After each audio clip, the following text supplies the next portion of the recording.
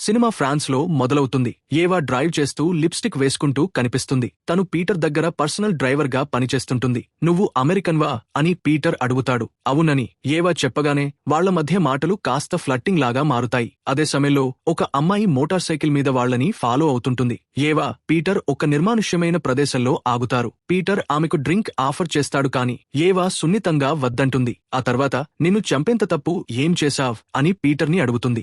ఏవా, అది తన ఫ్రెండ్స్ చేస్తున్న ప్రాంక్ అనుకుంటాడు పీటర్. కాని ఏవా వెంటనే అతని చేతిమీద కాల్చి ఇది నిజమే అని భయపడుతుంది. పీటర్ దగ్గర సరైన సమాధానం లేకపోయేసరికి ఏవా అతన్ని కాల్చి చంపేస్తుంది. ఇదంతా జరుగుతున్నప్పుడు ఆ బైక్ మీద వచ్చిన అమ్మాయి దూరం నుంచి ఒక రికార్డింగ్ డివైస్ ద్వారా వాళ్ల మాటలన్నీ వింటుంది. ఏవా అక్కడి నుంచి వెళ్లిపోతుండగా ఆమె మెంటర్ డ్యూక్ ఈ పని గురించి కాల్ చేస్తాడు. ఏవా వాయిస్ లో ఏదో కంగారు ఉందేమో అని డ్యూక్ అడుగుతాడు. కాని ఏవా దాన్ని పెద్దగా పట్టించుకోదు. కట్ చేస్తే ఏవా బోస్టన్ ఫ్లైట్ ఎక్కుతుంది. తర్వాత సీన్లో ఏవా బోస్టన్ చేరుకుని ఒక హోటల్లో చెక్ ఇన్ అవుతుంది. అదే సమయంలో ఏవా పనిచేసే ఆర్గనైజేషన్ నుంచే ఒక వ్యక్తికి కాల్ వస్తుంది. సరైన సమయం వచ్చేదాకా ఏవా మీద ఓ కన్నేసి ఉంచమని వాళ్లు అతనికి చెప్తారు. సాయంత్రం జాగింగ్ ముగించుకుని రూమ్ కి వచ్చాక ఏవా తను లేటెస్ట్ గా చంపిన టార్గెట్ గురించి టీవీలో వస్తున్న న్యూస్ చూస్తుంది. కాసేపటికి ఎవరో పంపిన ఒక గిఫ్ట్ బాక్స్ ఆమెకు వస్తుంది. అందులో డబ్బులు, ఒక గన్, పాస్పోర్ట్ ఉంటాయి. ఆ రాత్రి తన చెల్లి జూడీ పాడుతున్న ఒక చిన్న కాన్సర్ట్ కి వెళ్తుంది. ఏవా చల్లటి గాలిలో నడుచుకుంటూ వెళ్తూ ఇద్దరూ తమ జీవితాల గురించి మాట్లాడుకుంటారు. ఏవా ఇల్లు వదిలేసి 8 ఏళ్లు అవుతుంది. పైగా 6 నెలలకోసారి మాత్రమే జస్ట్ ఫోన్ చేసి మాట్లాడుతుంటుంది. ఆ కోపం జూడీలో స్పష్టంగా కనిపిస్తుంది. వాళ్ల అమ్మకు హార్ట్ అటాక్ వచ్చి హాస్పిటల్లో ఉందని కూడా జూడీ చెప్తుంది. మరుసటి రోజు ఏవా తన అమ్మను కలవడానికి హాస్పిటల్ కి వెళ్తుంది. లోపలికి వెళ్లడానికి కొంచెం సందేహిస్తూ గుమ్మం దగ్గరే ఆగిపోతే వాళ్ల అమ్మే లోపలికి పిలుస్తుంది. కాసేపు మాట్లాడుకున్న తర్వాత ముగ్గురు కలిసి హాస్పిటల్లో ఉన్న పెద్ద పచ్చటి గ్రౌండ్ లో నడుస్తూ పాత జ్ఞాపకాలను గుర్తు చేసుకుంటారు. తర్వాత సీన్లో ఫ్లైట్ లో ఉండగా ఏవాకు తన నెక్స్ట్ టార్గెట్ గురించిన డీటెయిల్స్ వస్తాయి. రియాద్ లో ఉన్న ఒక జర్మన్ జనరల్ ఆమె టార్గెట్. అతనితో చాలా ఎలిగెంట్ గా ఫ్లర్ట్ చేస్తూ అదొక యాక్సిడెంట్ అనిపించేలా చంపాలన్నది ఆమెకు వచ్చిన ఆర్డర్. అంతేకాదు జనరల్ ఏమైనా ప్రశ్నలు అడిగితే చెప్పడానికి కొన్ని పక్కా డీటెయిల్స్ కూడా ఆమెకు ముందే ఇచ్చేస్తారు. ఆ వెంటనే ఏవా ఆ జనరల్ తో మాట్లాడటం మనం చూస్తాం. ఆమె తనకు ముందే చెప్పిన డీటెయిల్స్ ని అక్కడున్న మిగతా ఆఫీసర్స్ తో చెప్పగానే వాళ్లందరూ అక్కడి నుంచి వెళ్లిపోయి ఏవాను, జనరల్ ను ఒంటరిగా వదిలేస్తారు. ఆ పార్టీ గోల నుంచి బయటపడదాం రమ్మని జనరల్ తన ఆఫీస్ కి ఏవాను పిలుస్తాడు. ఆమె కూడా సరేనంటుంది. ఆఫీస్ లోపల జనరల్ చాలా సంతోషంగా కనిపిస్తాడు. కానీ ఆ సంతోషం ఎంతోసేపు నిలవదు. ఏవా అతనికి తెలియకుండా కాలిలో పాయిజన్ ఇంజెక్ట్ చేస్తుంది. దాంతో అతని శరీరం పక్షవాతం వచ్చినట్టు అయిపోతుంది. అసలు తను చేసిన తప్పులేంటని ఏవా జనరల్ ను అడుగుతుంది. కాని బయట గార్డ్స్ వస్తున్న అలికిడి వినిపిస్తుంది. అడ్డొచ్చిన వాళ్ల నుంచి తప్పించుకోవడానికి జనరల్ వెంటనే చనిపోయేలా అతని గొంతు కోసేయాల్సి వస్తుంది. గార్డ్స్ తో ఫైట్ చేస్తూనే తాను ఇంతకుముందు చెప్పిన ఇన్ఫర్మేషన్ వల్లే వాళ్లు తన మీద అటాక్ చేస్తున్నారా అని ఒక గార్డ్ ని అడుగుతుంది. ఏవా చిన్న ఫైట్ తర్వాత తనకు గాయాలైనట్టు నటించి ఏవా అక్కడి నుంచి తప్పించుకుంటుంది. కింద ఫ్లోర్ కి చేరుకోవడానికి ఒక సోల్జర్ హెల్ప్ తీసుకుని ఆ తర్వాత ఒక స్మోక్ బాంబ్ విసిరేసి ఆ బిల్డింగ్ నుంచి బయటపడుతుంది. తనను పట్టుకోవడానికి వస్తున్న సోల్జర్స్ ని చితకబాది ఎట్టకేలకు అక్కడి నుంచి సేఫ్ గా ఎస్కేప్ అవుతుంది. ఈ మిషన్ ఫెయిల్ అయిన తర్వాత ఏవా నార్మండీకి వెళ్తుంది. అక్కడ సముద్రం ఒడ్డున ఫిషింగ్ చేస్తున్న డ్యూక్ ను కలుస్తుంది. అసలు ఆ ప్లాన్ ఫెయిల్ అయ్యేలా చేసిందెవరు, దానికి ఏమైనా కారణం మీరేనా అని డ్యూక్ ని నిలదీస్తుంది. కానీ అతను కాదని చెప్తాడు. తనకు ఈ పని నుంచి కొంచెం బ్రేక్ కావాలని ఏవా అడుగుతుంది. దానికి డ్యూక్ నవ్వుతూ నేను నీకంటే ముందే ఆలోచించాను, నీకు బ్రేక్ ఇవ్వడానికి అన్నీ అరేంజ్ చేశాను అని చెప్తాడు. ఏవా తిరిగి బోస్టన్ కు వస్తుంది. కాని ఏవా మీద కన్నేసి ఉంచమని ఆర్డర్స్ తీసుకున్న ఆ వ్యక్తి సీక్రెట్ గా ఆమెను ఫాలో అవుతుంటాడు. జాగింగ్ చేసుకుంటూ హాస్పిటల్ దగ్గరికి వచ్చిన ఏవా తన ఎక్స్ఫియాన్సే మైఖేల్ వాళ్ల అమ్మను కలవడానికి రావడం చూస్తుంది. మైఖేల్ ఇప్పుడు తన చెల్లి జూడీతో డేటింగ్ చేస్తున్నాడని తెలిసి ఏవా ఒక్కసారిగా షాక్ అవుతుంది. వాళ్ల అమ్మ రూమ్ లోకి వెళ్లాక టీవీ రిపేర్ చేయమని ఆమె ఏవాను అడుగుతుంది. టీవీ సెట్ చేస్తుండగా త్వరలోనే మన ముగ్గురం కలిసి డిన్నర్ చేద్దాం అని వాళ్ల అమ్మ అంటుంది. ఆ తర్వాత ఏవా ఒక ఆల్కహాలిక్స్ అనానిమస్ మీటింగ్ కి వెళ్తుంది. అక్కడ తన గతం గురించి మనసు విప్పి మాట్లాడుతుంది. తన తండ్రి వాళ్ల అమ్మను మోసం చేస్తూ వేరొకరితో ఉండటం తను కళ్లారా చూశానని, ఆ విషయం తెలిసి అతను ఏడ్చాడని చెప్తుంది. కానీ సీన్ రివర్స్ చేసి ఏవా డ్రగ్స్ కోసం తన డబ్బులు దొంగిలించిందని ఆమె తండ్రి అబద్ధం చెప్తాడు. వాళ్ల అమ్మ కూడా తండ్రికే సపోర్ట్ చేస్తుంది. అదే కోపంతో ఏవా ఆర్మీలో చేరి 8 ఏళ్లపాటు ఇంటికి దూరంగా ఉండిపోతుంది. ఒకవేళ తను అప్పుడు ఇల్లు వదిలి వెళ్లకపోయి ఉంటే తన తండ్రిని చంపేసుండేదానేమో అని ఆమె చెప్తుంది. తర్వాత సీన్లో అడవిలో ఉన్న ఒక ఇంటికి డ్యూక్ వెళ్తాడు. అక్కడ సైమన్ అనే మరో అసాసిన్ ను కలుస్తాడు. అతని కూడా డ్యూకే పర్సనల్ గా రిక్రూట్ చేసుకుని ట్రైన్ చేసి ఉంటాడు. తన టార్గెట్స్ ని చంపే ముందు వాళ్లు చేసిన తప్పుల గురించి అడుగుతూ ఏవా ఆర్గనైజేషన్ ప్రోటోకాల్ను బ్రేక్ చేస్తుందని సైమన్ కోపంగా డ్యూక్తో చెప్తాడు. అప్పుడే మనకు అర్థమవుతుంది ఇందాక బైక్ మీద ఫాలో అయిన అమ్మాయి సైమన్ కూతురని. తను కూడా ఒక అసాసినే. ఏవాను చంపొద్దని, ఆమెను కొన్నాళ్లు రెస్ట్ తీసుకొనివ్వమని డ్యూక్ అడగడంతో సైమన్ అయిష్టంగానే ఒప్పుకుంటాడు. ఆ తర్వాత డ్యూక్ ను తన ఇంట్లో నుంచి వెళ్లిపోమంటాడు. డ్యూక్ వెళ్లిపోగానే ఏవా ఈ ఆర్గనైజేషన్ కి పెద్ద ముప్పు అని, డ్యూక్ కి తెలియకుండా రియాద్లోనే ఆమెను చంపేయాలనుకున్నానని సైమన్ తన కూతురికి చెప్తాడు.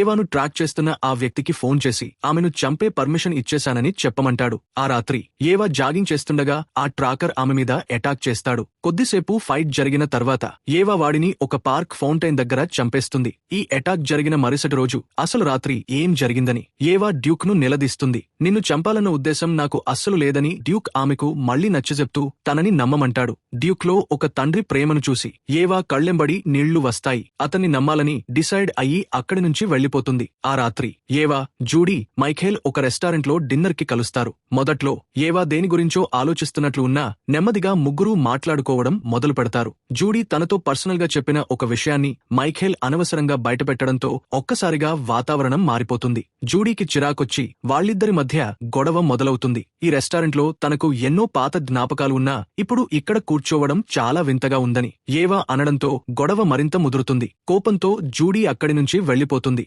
ఇప్పుడు ఆ మాజీ ప్రేమికులిద్దరూ ఆ టేబుల్ దగ్గర ఒంటరిగా మిగులుతారు. సడన్ గా ఒకరోజు మళ్లీ తిరిగొచ్చేసి అంతా సెట్ చేసేస్తానంటే కుదరదు అని మైఖేల్ ఏవాతో అంటాడు. ఆ తర్వాత తను కూడా వెళ్లిపోవడంతో ఏవా ఒంటరిగా ఉండిపోతుంది. నెక్స్ట్ సీన్లో ఏవా నిద్రపోతుండగా డోర్ ఎవరో గట్టిగా బాదుతున్న సౌండ్ వస్తుంది. తన ఇన్స్టింక్ట్ తో వెంటనే గన్ పట్టుకుని నిద్రలేస్తుంది. ఏవా బయట ఉన్నది తన చెల్లి అని తెలిసి వెంటనే గన్ దాచేసి వచ్చి మాట్లాడుతుంది. మైఖేల్ ఇంకా ఇంటికి రాలేదని జూడీ చెప్తుంది. తన అక్క మీద నమ్మకం లేక జూడీ అక్కడి నుంచి వెళ్లిపోవాలనుకుంటుంది. కాని ఏవా ఆపడానికి ట్రై చేస్తుంది. మైఖేల్ ఎక్కడున్నాడో తెలుసా అని జూడీ అడుగుతుంది. మైఖేల్ మళ్లీ గ్యాంబ్లింగ్ కి అలవాటు పడ్డాడని ఏవాకు అర్థమైపోతుంది. కాని ఆ విషయం చెల్లికి చెప్పకుండా తనకు తెలీదంటుంది. నిజానికి మైఖేల్ ఎక్కడున్నాడో ఏవాకు పక్కాగా తెలుసు. మరుసటి రోజు ఒక అండర్ గ్రౌండ్ గ్యాంబ్లింగ్ డెన్ కి వెళ్తుంది. అక్కడ టోనీ అనే ఒక పాత పరిచేస్తురాలితో మైఖేల్ పేకాట ఆడుతుంటాడు. జూడీ నీ కోసం వెతుకుతోంది, మనం ఇక్కడి నుంచి వెళ్లాలి అని ఏవా మైఖేల్ తో చెప్తుంది. టోనీ వాళ్లని ఆపడానికి ట్రై చేయడంతో ఫైట్ మొదలవుతుంది. ఏవా క్షణాల్లో వాళ్లందరినీ చితకబాదుతుంది. టోనీ గొంతు దగ్గర కత్తిపెట్టి వాళ్లు సేఫ్ గా బయటపడేదాకా ఆమెను పట్టుకుని ఉంటుంది. అక్కడి నుంచి వెళ్లే ముందు మైఖేల్ అప్పు తీర్చడానికి 36 గంటల టైం ఇమ్మని టోనీకి వార్నింగ్ ఇస్తుంది. బయటికి వచ్చాక ఏంటి ఇదంతా అని మైఖేల్ ఏవాను నిలదీస్తాడు. కాని ఏవా దాని గురించి మాట్లాడటానికి ఇష్టపడదు. నా పెళ్లి ప్రపోజల్ కి ఓకే చెప్పి ఆ వెంటనే 8 ఏళ్లు మాయమైపోయావు అని మైఖేల్ కోపంగా అరుస్తాడు.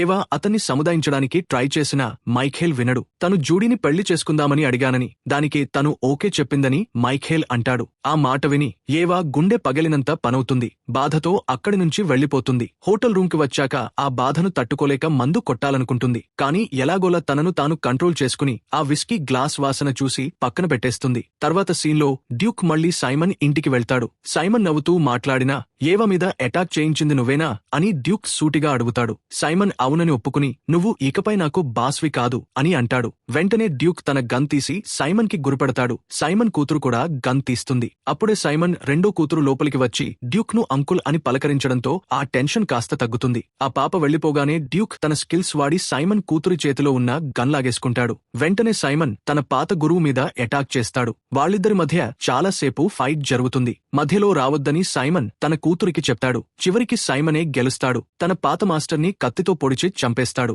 నెక్స్ట్ సీన్లో ఏవా వాళ్ల అమ్మ దగ్గరికి వెళ్లి కార్డ్స్ ఆడదామని అడుగుతుంది. వాళ్లు ఆడుతుండగా తన భర్తకి వేరే ఎఫైర్స్ ఉన్నాయని తనకు ముందే తెలుసని వాళ్ల అమ్మ ఒప్పుకుంటుంది. కాని ఒంటరిగా మిగిలిపోతానన్న భయంతోనే కూతురిని కాదని భర్త వైపు నిలబడ్డానని చెప్తుంది. తనలాంటి తప్పు ఏవా తన పిల్లల విషయంలో ఎప్పుడూ చేయదని తనకు నమ్మకం ఉందని అంటుంది. మరోవైపు సైమన్ డ్యూక్ ని ఒక చెరువు దగ్గరికి తీసుకెళ్తాడు.